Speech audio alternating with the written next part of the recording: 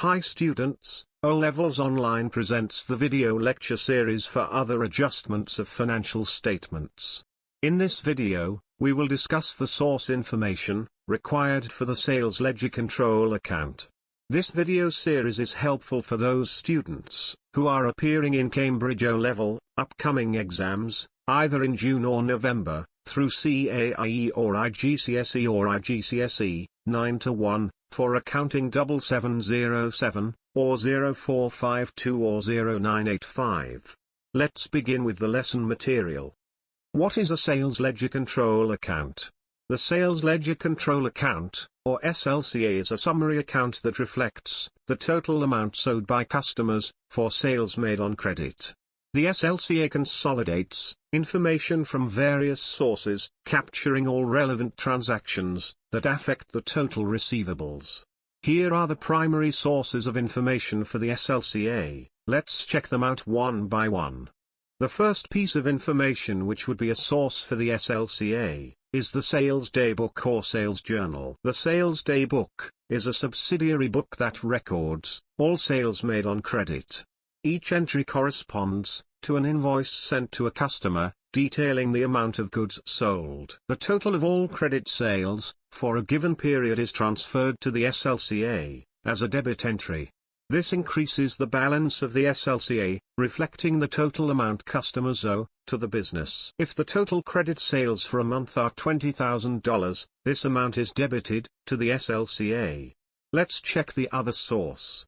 The second piece of information which would be a source for the SLCA is the cash book, receipts side. The cash book records all cash and bank transactions, including payments received from customers. When customers pay their outstanding amounts, these payments are recorded in the cash book. The total amount received from customers is credited to the SLCA, reducing the total receivables. If $15,000 is received from customers during a month, this amount is credited to the SLCA. Let's check the other source. The third piece of information which would be a source for the SLCA is the sales returns daybook, sales returns journal. The sales returns daybook records goods returned by customers that were previously sold on credit. When goods are returned, the corresponding amount is entered as a credit in the SLCA, reducing the receivables. This entry reflects that the customer no longer owes for the returned goods. If customers return goods worth $2,000, this amount is credited to the SLCA. Let's check the other source.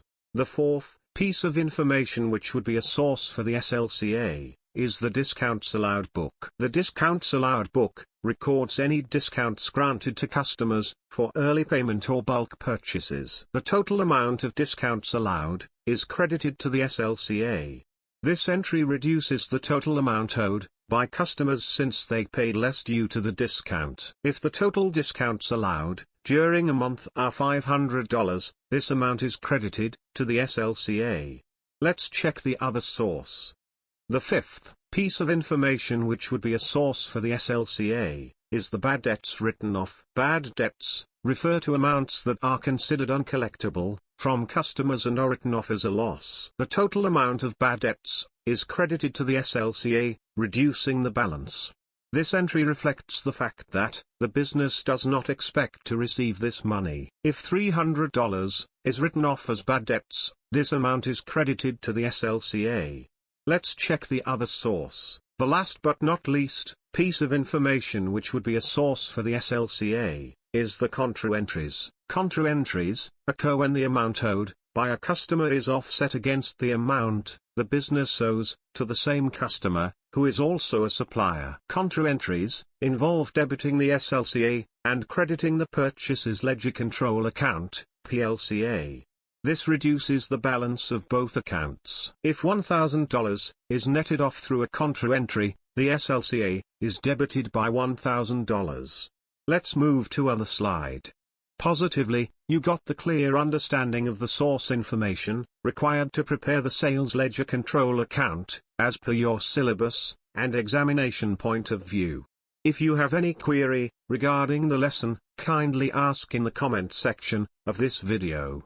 We will discuss the source of information for the purchase ledger control account in the upcoming video.